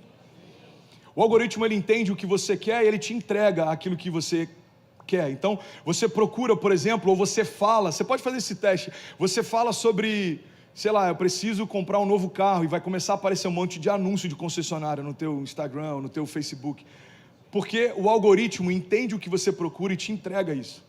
Então, à medida que o algoritmo vai refinando o que você quer, você procura uma pregação e as pregações daquela pessoa aparecem cada vez mais. Você procura algo e aquilo aparece cada vez mais. Alguém já teve essa experiência? Agora, sabe o que é interessante? Existe também um algoritmo social. O que é o algoritmo social? Aquilo que eu me cerco começa a definir tudo que eu consumo, me alimento, ouço. E sem perceber, eu vou me cercando de pessoas que concordam com aquilo que eu concordo. André, isso é um problema? Depende, irmão. Isso para alguns pode ser um suicídio. Eu conheço líderes que viveram um suicídio ministerial porque se cercaram de quem sempre concorda com tudo que ele pensa. Você pode estar indo para um abismo e ninguém vai te alertar. Por quê? Porque você não se cercou de pessoas ousadas para dizerem, você está errado. Quantas pessoas a gente conhece que são relevantes, influentes, milionárias e estão com crise existencial? Eu não vou ser simplista em dar a resposta de por que isso acontece, mas em muitos casos isso acontece porque eles se cercam de quem bajula, celebra, mas nunca fala quando você está errado. E aí qual é o problema? O problema é que você se cercou de pessoas que celebram aquilo que você tem, quanto você tem, mas não estão preocupados com quem você é e para onde você está indo. Faz sentido? Alguém que teve todo o sucesso que iniciantes naquela carreira desejavam estar, o cara chegou lá, o cara ganhou um Grammy Latino, ou o cara ganhou prêmios, o cara é influente, relevante, tem dinheiro, o cara tem tudo que o dinheiro pode comprar, ele chegou no ápice da carreira, mas ainda assim se sente vazio. Eu não sei se você sabe, mas existem vários ídolos da nossa geração e da geração passada que morreram de overdose. Como alguém que é a voz de uma geração chega ao ponto de desejar tirar a própria vida? É porque em algum momento, provavelmente, se cercou de quem concordava com tudo que ele estava fazendo. Vocês estão comigo ainda? Então o que é o algoritmo social? O algoritmo social é uma rede, é um ecossistema que eu crio em torno de mim com pessoas, com pensamentos que falam ou fazem aquilo que eu quero que eles falem ou façam. Foi feito um estudo, olha que interessante isso, foi feito um estudo durante a Primavera Árabe. E se você colocasse no Google, perguntando sobre o que era a Primavera Árabe, e você fosse uma pessoa mais conservadora, você começaria a ter cada vez mais matérias sobre uma perspectiva conservadora. Mas se você fosse alguém extremista, você ia ter cada vez mais matérias através de uma perspectiva extremista. André, eu não estou entendendo onde você quer chegar. Eu estou correndo para que a gente chegue lá, eu tenho 18 minutos, mas está dando para acompanhar? Vocês estão comigo ainda? O que acontece é que os extremistas se tornavam cada vez mais extremistas. O que acontece é que os conservadores se tornavam mais conservadores, porque o algoritmo faz com que a gente não tenha uma visão real do que está acontecendo, mas ele só entrega aquilo que a gente quer encontrar. E quando um algoritmo social se estabelece, uma geração inteira pode estar indo para o mesmo lugar, porque ninguém despertou para dizer: ei, irmão, não é para aí que a gente tem que ir. Existe uma tese, eu já falei sobre ela alguns meses atrás, de Platão. Existe um pensamento de Platão que é o seguinte: ele fala que é como se tivessem vários homens amarrados de costas dentro de uma caverna. E aí existe uma fogueira, e tudo que eles veem é a projeção da sombra dentro dessa caverna. E aí pequenos animais parecem grandes monstros. E aí está todo mundo acorrentado junto, até que um dia um homem se solta. E quando ele sai da caverna, ele se impacta com a luz do sol, ele começa a enxergar. Tem tempos que ele não enxerga as coisas como realmente elas são. E quando ele vê que existe liberdade do lado de fora, eu acho interessante, porque Platão está falando do evangelho sem saber. Quando ele vê a liberdade do lado de fora, ele vem correndo para falar com quem está dentro. E ele fala: cara, vocês estão presos, a realidade não é o que a gente pensava, não é assim que funciona, vocês estão com uma perspectiva distorcida. E aí, dentro dessa teoria dele, os homens começam a olhar um para os outros dizendo: cara, ele enlouqueceu, eu falei que não era para ir lá para fora, olha como é que ele está maluco. A Bíblia chega ao ponto de dizer que para nós que cremos é o poder de Deus, aquilo que o mundo considera loucura. Então o que o evangelho faz? Faz com que a gente rompa desse algoritmo social de fazer o que todo mundo faz, desejar o que todo mundo deseja, querer ter o que todo mundo quer ter, e a gente entenda que para cada um de nós existe uma especificidade de Deus, existe algo de Deus para você que é único. Deus não te deu uma impressão digital única, a íris do olho único, não te deu um tom de voz que é seu, para que você faça o que todo mundo está fazendo. Não, Deus comissionou você para fazer história de uma forma que só você pode fazer. Você está comigo? E quando isso acontece, é quando o homem desperta e tudo muda ao redor dele. Por quê? Porque, irmão, é libertador ver alguém que verdadeiramente foi liberto. É inspirador ver uma falha do sistema se levantando. E é sobre isso que eu quero falar nessa manhã. Cuide da sua vida. Cuide da sua vida significa zela por aquilo que você é, aquilo que você tem e a missão que você precisa fazer. Existe uma expectativa de Deus a teu respeito. Deus te deu dons e talentos específicos. Deus te deu um chamado específico. Deus te deu qualidades específicas. E não é para você buscar ser aceito pelo meio. É para você buscar alegrar o coração daquele que te aceitou primeiro. Então a gente precisa romper com essa necessidade de aprovação. Irmão, olha para mim. Na igreja primitiva, os cristãos morriam por perseguição. O primeiro mártir da igreja primitiva, ele foi apedrejado. No passado, cristãos morriam por perseguição. No presente, os nossos jovens estão morrendo por necessidade de aprovação. Sem querer endemonizar as redes sociais, porque elas não são um problema, elas são reflexo de quem a gente é. Amém? Rede social é como dinheiro. Dinheiro não tem caráter. O dinheiro assume o caráter de quem o tem.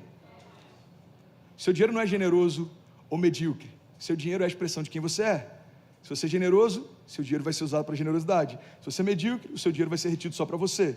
As redes sociais são a mesma coisa. Durante muito tempo, a igreja endemonizou as redes sociais. Irmão, olha para mim. As redes sociais são um reflexo de quem a gente é. Então a gente vê uma geração por busca de aprovação, mas a gente está sendo ensinado a viver assim. Você quer um exemplo claro? Antigamente a gente alugava uma fita na locadora. Alguém chegou a alugar uma VHS numa locadora? Levanta a mão, por favor. Não me deixe sentir velho sozinho, ok? Você ia na locadora. Primeiro que você via pelo pôster o próximo lançamento. Falou, uau, vai ter esse filme do Bruce Willis, legal. Lança mês que vem, eu preciso vir rápido antes que alguém alugue. Você chegava lá, via se a fita estava disponível. Se ela tivesse, você alugava, voltava para casa, assistia, rebobinava, senão você pagava multa. Okay? É tão louco que a gente tinha rebobinadores, irmão. Se alguém tinha um rebobinador em casa, falava, mano, é tipo um luxo, sabe? O cara comprou um negócio só para rebobinar a fita. E aí você voltava e devolvia para a locadora.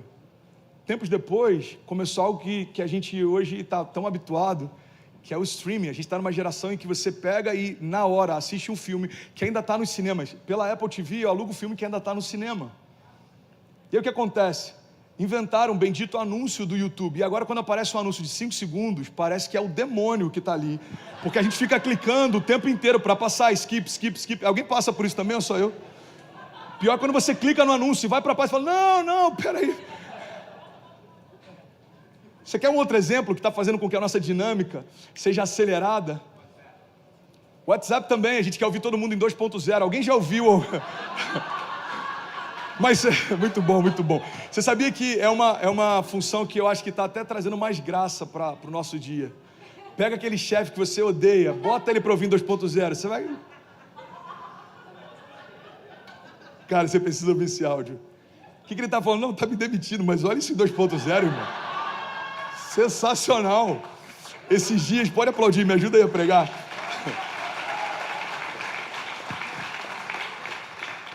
Esses dias o Sami que me mandou uma música, eu falei, qual que é a terceira música do set? Ele falou, X, eu falei, canta só o refrão pra mim. Aí ele cantou, vocês têm que ouvir na versão pro 2.0. A gente podia gravar, inclusive, um EP todo na velocidade 2.0, eu acho que vai explodir, a nossa geração está muito ansiosa. Sabe outra coisa interessante? No Instagram, a função post fala a respeito de algo posterior ao que já aconteceu. Cara, isso é muito louco. Quando eu vi sobre isso, isso explodiu a minha mente. O que é um post? Você viveu algo e, pum, registrou. Depois, você compartilha. O post é algo posterior ao que foi vivido. Só que depois do post, veio a febre do live. A gente não quer comentar o que viveu, a gente quer mostrar enquanto está vivendo. Tem problema com isso? Não. O problema é quando a gente deixa de viver para só mostrar o que está vivendo. A gente deixa de viver para só mostrar o que está vivendo. Teve um show, não lembro de qual banda, que o cara chegou ao ponto de falar, não, se ninguém parar de gravar, de levantar os celulares, a gente não vai continuar o show. Porque não vai ter ninguém nessa plateia que vai poder dizer que viveu esse show. Vocês só filmaram esse show. A gente já tem uma equipe filmando. Então, tirando algumas exceções, o que eu quero falar basicamente é, somos uma geração hiperacelerada, e o WhatsApp está aí para provar, somos uma geração carente de aprovação, a gente quer o tempo inteiro provar algo, ou ser aceito, mas eu quero lembrar que, irmão, ninguém vai fazer por você aquilo que só Deus pode fazer por você. O tema da mensagem de hoje, voltando depois de toda essa costura, é que a gente precisa cuidar da nossa vida e olhar para cada um de nós numa perspectiva individual. Qual é o projeto de Deus para o André? O que Deus espera de mim? Deus me vê como resposta de oração para quê? Qual é o propósito pelo qual eu fui gerado? Por que Deus me poupou no ventre da minha mãe? Fazendo com que alguém que não era cristão passasse a acreditar em um milagre quando todos os médicos diziam para abortar. Existe um propósito, irmão, para você estar de pé. Existe um propósito pelo qual Deus poupou você, mesmo apesar dos seus erros, tropeços, apesar do nosso dia mal, da nossa inconstância. Você pode passar a vida inteira desistindo de Deus e ainda assim, a graça e o amor furioso dele falam de um Deus que não desistiu de você. A gente precisa olhar para a gente numa perspectiva individual. Eu compartilhei essa semana, eu participei de uma live, o tema da live era obstáculos para uma uma intimidade com Deus. E eu citei 3, mas hoje eu queria falar só sobre um deles, porque esse daqui, ele é fundamental. Se a gente resolver ele, a gente resolveu tudo. Você está comigo ainda? Eu sei que você está suando demais, o ar-condicionado deve estar desarmado, mas vamos até o final, ok? Vai dar certo. A gente vai lembrar disso, né? Vai falar, cara, lembra quando a gente pregava e a luz acabava? Toda vez que aquele amigo do André ia? Tô brincando. Mas você sabia, só abrindo parênteses aqui, que eu estou tão feliz de estar pregando para vocês hoje, que hoje eu estou um pouco mais soltinho. Eu tinha um cunhado, que um dia a gente estava conversando, eu falei, cara, você é muito parceiro, mano. Você lembra que você estava comigo quando eu bati de carro? Lá em São Cristóvão? A gente acabou com a saveira do meu pai, deu perda total. Ele falou assim, lembro, mano, cara, aquele dia foi horrível. Eu falei, mano, que loucura. Eu falei, você lembra que você estava comigo, cara, aquele dia que eu fui espancado? Rasgaram meu nariz, fraturei a mandíbula. Ele falou assim, lembro, eu estava lá na rua de trás. Aí no terceiro eu lembro, eu falei, mano, você lembra? Eu falei, mano, peraí, eu preciso reavaliar se eu vou continuar andando com você. Porque acho que você não é uma boa companhia. Mas fechando esse parênteses, só brincando. Qual que é o principal obstáculo no meu relacionamento com Deus? Sou eu. O principal obstáculo no meu relacionamento com Deus sou eu. A minha profundidade ou a ausência dela, o meu entendimento ou a ausência dele, o meu caráter aprovado ou não, a minha autoridade em Deus, o meu revestimento, a minha fé, tudo isso é uma resposta, é uma reação à minha busca. Olha que louco isso, irmão. Tudo é possível ao que crê. A responsabilidade é sua para definir quais são os seus limites. Em outro momento diz, olha, se o meu povo que se chama pelo meu nome se humilhar e clamar e buscar a minha face, se arrepender dos seus maus caminhos, eu, o Senhor, então, olharei dos céus, perdoarei os seus pecados e sararei a sua terra. Você percebe que é sempre uma condicional. Se você buscar, eu faço. Se você se arrepender, eu libero. Clama a mim e responder-te-ei, e anunciar-te-ei coisas grandes e insondáveis que não sabe. Aquele que bate, a porta se abre, aquele que busca, encontra. A palavra está dizendo o tempo inteiro que o maior obstáculo da nossa jornada de fé somos nós. É você que vai definir o quanto de Deus você carrega e manifesta. É você que vai definir o quanto de autoridade as suas orações são carregadas. Irmão, é você que vai definir o quão revestido você está. Você está comigo? Diga amém. Só que a gente se acostuma em terceirizar. Eu estou mal, preciso que alguém ore por mim. Os meus filhos estão doentes, eu preciso que um profeta ore pelos meus filhos. Irmão, você em Deus carrega a mesma autoridade que Ele liberou sobre Jesus. O mesmo poder que ressuscitou Jesus Cristo dos mortos habita em nós. Então habita em você poder de ressurreição, habita em você poder de cura, habita em você a autoridade para gerar liberações dos céus, para liberar palavras e elas vão se cumprir. Se você crer e não duvidar, se você permanecer em mim, as minhas palavras permanecerem em vós, pedirão o que quiserem e lhes será concedido. Eu lembro de uma citação, eu não lembro de quem é o autor, que ela diz assim, eu nunca conheci alguém que me deu tantos problemas quanto eu. Para pensar, todo negócio errado que você fez, quem escolheu fazer foi você.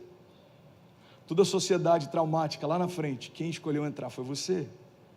Todo relacionamento frustrado ou abusivo, ou qualquer coisa que lá na frente roubou tua alegria, lá atrás, foi você que escolheu entrar. Faz sentido, gente? Vocês estão recebendo algo de Deus? Desculpa estar nesse tom quase didático, eu queria estar um pouco mais enérgico, mas é porque a gente precisa construir esse entendimento. A gente tem que parar de colocar a responsabilidade em Deus por algumas coisas que a gente está vivendo porque a gente escolheu viver. Não atribua para Deus a responsabilidade da sua crise se você antes não entregou para Ele o controle da sua vida. Então, eu não entreguei para Deus o controle, agora deu ruim, eu vou atribuir para Ele a crise. Não, foi Deus quem quis. Não, irmão, nem sempre as coisas ruins que acontecem foi Deus quem quis. Você quer um exemplo?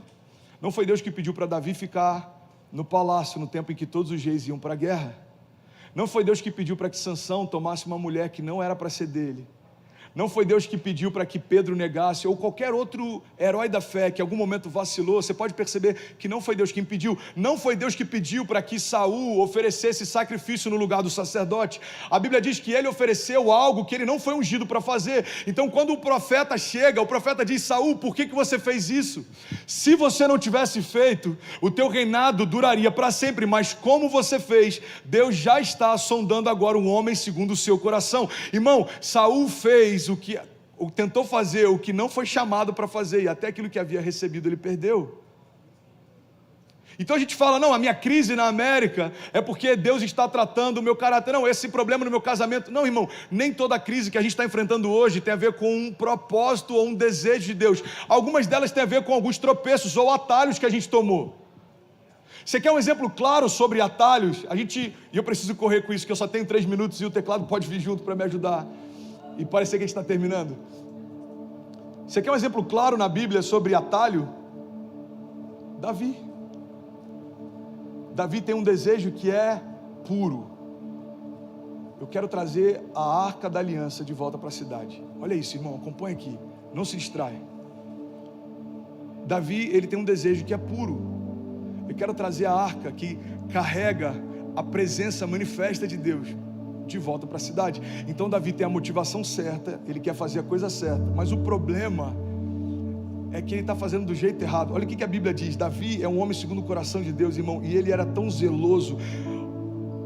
Olha o que está lá em Salmos 132, 3. Davi diz o seguinte: eu não entrarei na minha tenda e não deitarei no meu leito, não permitirei que os meus olhos peguem no sono, e nem que as minhas pálpebras se fechem, até que eu encontre um lugar para o Senhor, uma habitação para o poderoso Deus de Jacó. Davi está dizendo o seguinte: eu não vou descansar, eu não vou parar, meus olhos não vão descansar, as minhas pálpebras vão se fechar, até que eu traga de volta para a cidade a presença do Deus vivo. Então ele envia soldados, homens, para trazer a Arca da Aliança de volta para a cidade. O resto da história você já sabe. Eles colocam a Arca da Aliança em cima de carros de bois e eles começam a travessia. Irmão, olha que louco isso. Davi está fazendo a coisa certa, com a motivação certa, está tudo certo. O problema é que ele utilizou um atalho para acelerar. Olha para mim, irmão, a aceleração, ela pode roubar de você o propósito inicial. Às vezes a gente está acelerado demais a ponto de perder aquilo que Deus chamou a gente para fazer. Davi queria acelerar, então ele coloca em cima de carros de bois a Arca da Aliança. A Bíblia diz que um dos bois tropeça, a arca está quase caindo, então Uzá vai tentar sustentá-la e ele é fulminado. Pegam a arca, levam para a casa de Obed-edom, permanece lá por algum tempo, e aí chega uma notícia para Davi: rei, sabe a casa onde a gente colocou a arca? Tudo que essa família faz prospera por causa da arca. Tudo que eles fazem tem sido abençoado por causa da arca. Davi então manda buscar a arca. Você está comigo? Diga amém. Davi então manda buscar a arca, mas dessa vez ele faz diferente. Ele não vai sustentar o peso da glória em carros de boi, mas no ombro dos sacerdotes. Então os sacerdotes colocam a arca sobre os ombros e vão levando. Mas aqui está a chave que eu quero compartilhar com você, irmão. A Bíblia diz que a cada 6 passos que eles davam, Davi sacrificava um boi e um novilho. 6 passos, um boi e um novilho. 6 passos, um boi e um novilho. 6 passos, um boi e um novilho. André, eu não entendi ainda onde você quer chegar. Eu quero chegar num ponto simples. Você está comigo? O que carregava a arca agora é o que está sendo sacrificado para preparar o caminho para ela. O que Davi está ensinando para mim e para você é que o romper de Deus só acontece quando a gente está pronto para sacrificar os nossos atalhos. Irmão, o mesmo boi que antes levava a arca agora está morrendo para poder preparar um caminho para ela. Davi está dizendo: Senhor, eu já entendi, eu preciso sacrificar os meus atalhos, eu preciso sacrificar os meus atalhos. Eu preciso sacrificar os meus atalhos. Olha que forte isso, irmão. Olha para cá. Era normal o boi ser utilizado como uma linguagem para sacrifício. E talvez seja por isso que a gente nunca se atenta a esse detalhe. É o mesmo elemento que sabotou o propósito, agora está sendo sacrificado para permitir que ele se cumpra. Se a gente não sacrificar os nossos atalhos, a gente não vai viver as nossas promessas. Então, autorresponsabilidade é entender quais são os atalhos que eu tenho tomado, o que eu tenho feito que não agrada a Deus, o que eu tenho feito com a motivação certa, mas que tem roubado de mim o propósito original. Quantas famílias, irmão, vêm para cá, e eu tenho falado isso incansavelmente, eu sinto de ministrar sobre isso durante algum tempo. Quantas famílias vêm para cá para proporcionar mais conforto para os seus filhos, e quando chegam aqui perdem a sua casa? Quantos pais de família vêm para cá para poder dar um pouco mais de estrutura, e quando vêm para cá perdem o seu casamento? Então a gente quer acelerar algo com o propósito certo, com a motivação certa, mas em busca de atalhos a gente acaba perdendo tudo. Você está comigo? Amém? Sabe outra coisa que eu acho interessante? Eu queria que você imagina se a gente tivesse um drone para colocar lá, naquela época. Imagina uma câmera de cima, Paulinha, assistindo o que estava acontecendo. A cada 6 passos, um novilho e um boi. A cada 6 passos, um novilho e um boi. A cada 6 passos. Irmão, eu amo essas chaves que Deus libera na palavra. Aos olhos de Deus, havia um caminho de sangue desenhado. Aos olhos de Deus, havia um caminho de sangue desenhado. Você sabe o que é esse caminho de sangue? É uma prefiguração do que Jesus faria. Porque um caminho de sangue abriu o acesso à presença. Um caminho de sangue trouxe a presença do lugar onde ela nunca deveria ter saído, de volta para onde ela deve permanecer. Um caminho de sangue restaurou o acesso. Um caminho de sangue restaurou a presença. Um caminho de sangue sabotou os atalhos. Um caminho de sangue colocou as coisas aonde elas deveriam ficar.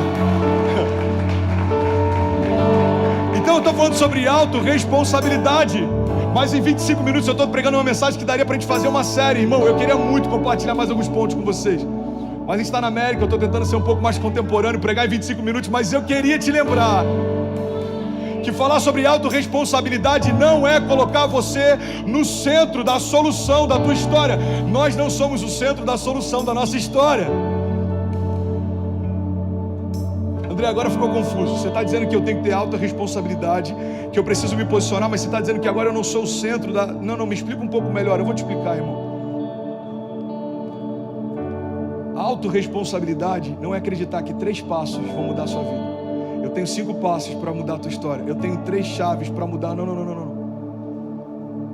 Não é autoajuda. É ajuda do alto. A autorresponsabilidade é falar: Pai, eu não tenho o que fazer se o Senhor não fizer. Eu não tenho o que falar se o Senhor não me disser primeiro. Eu não sei para onde ir, porque só Tu tens palavras de vida eterna. Pai, eu não sei se é para entrar nessa porta ou não, então sinaliza para mim. Eu não sei se essa sociedade te agrada ou não, então me dá sinais claros. Pai, eu não sei o que fazer, mas eu não vou me mover sem que haja uma palavra Tua. Eu estou cansado de pegar atalhos. Eu estou cansado de fazer aquilo que aos meus olhos parece bom, mas não alegra o Teu coração. Então me mostra o que fazer. Me diz para onde ir. A autorresponsabilidade, irmão, é sacrificar os atalhos, mas entender que é o caminho de sangue que me leva de volta para casa. A autorresponsabilidade é saber que quem vai cuidar dos meus filhos sou eu. Mas se Deus não guardar minha casa, em vão vigia o sentinela. A autorresponsabilidade é saber que quem tem que trabalhar todos os dias para manter o meu negócio de pé sou eu. Mas é saber que, como Filipenses 4,19 declara, o Senhor suprirá todas as minhas necessidades segundo as suas riquezas em glória. Autorresponsabilidade, irmão, é ir com o cajado até a frente do mar, mas ter a confiança de que quando tocar, o Deus que fez o mar pode abri-lo também. Autorresponsabilidade, irmão, é ficar com a parte mais fácil da história. Para pensar, o que é mais fácil? Colocar um cajado no mar ou fazer o mar se abrir? O que é mais fácil? Escolher 5 pedras ou derrubar um gigante? O que é mais fácil, irmão? Reconhecer Jesus como o Senhor ou ser colocado numa cruz? O que é mais fácil? Pedir para Jesus convidar para sair do barco ou andar sobre as águas? O que é mais fácil? Dar 7 voltas em torno das muralhas, louvando ao Senhor forte e poderoso nas batalhas, ou fazer com que aquelas muralhas intransponíveis sejam implodidas? O que é mais fácil, irmão? Olha para cá, que louco isso. Você apenas caminhar no deserto, ou você fazer com que as aves desçam do céu, o pão caia do céu, as roupas não se desgastem, nada falte. Você percebe que em todo tempo Deus está ensinando para a gente didaticamente: filho, faz o fácil, deixa que o impossível eu faço. Você recebe isso? Faz o fácil, deixa que o impossível eu faço. Vocês me dão mais 2 minutos só para eu concluir. Vocês me dão 2 minutos. Então quem está recebendo algo de Deus aqui essa manhã? Autorresponsabilidade. Conselho que pode mudar a tua vida: cuide da sua vida. Ela custou um preço alto demais para a gente tratar como se fosse qualquer um. Cuide da sua vida, irmão. Cuide da sua vida. Ninguém vai poder ser o pai que só você pode ser para os seus filhos.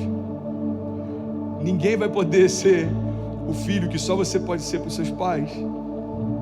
Ninguém vai fazer por você. Ninguém vai fazer por você. Eu preguei semana passada e uma das coisas que eu citei é: um dia a gente brincou na rua com os nossos amigos pela última vez, sem se dar conta disso. Quem estava aqui lembra? E aí a reflexão que eu trouxe é: e se a gente soubesse no último dia que a gente estava brincando que aquele era o último dia, o que você teria feito diferente?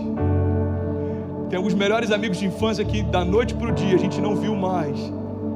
E se a gente soubesse que aquele encontro era a última vez, que aquela brincadeira de taco na rua era a última brincadeira? Aí, irmão, você está achando que essa é a parte que destrói a gente? Deixa eu te contar o testemunho que eu recebi. Tinha um cara que veio da Califórnia só para ser batizado aqui semana passada. E aí ele falou no final do culto, ele falou: pastor, você falou aquilo e veio um filme na minha cabeça, porque eu me divorciei e tem 5 meses que eu não vejo meu filho. Olha que forte isso, irmão. Aí ele falou: se eu soubesse que a vez que eu brinquei com ele na piscina seria a última vez, eu não teria dormido aquele dia para curtir ele o tempo inteiro.